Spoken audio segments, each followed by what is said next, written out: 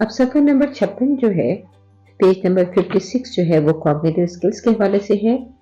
यहाँ बच्चे जो हैं वो आपको जैसा कि मालूम है कि प्रॉब्लम सॉल्विंग स्किल्स सीखते हैं, साथ साथ ऑब्जर्वेशनल स्किल्स उनकी बेहतर होती हैं, क्रिटिकल थिंकिंग के हवाले से।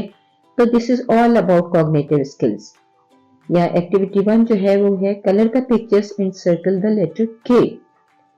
बच्चों को एनकरेज कीजिए कि वो लेटर के को पहचाने और उसको कलर करें। जिस भी पिक्चर में लेटर के है उसको वहां वो कलर करें।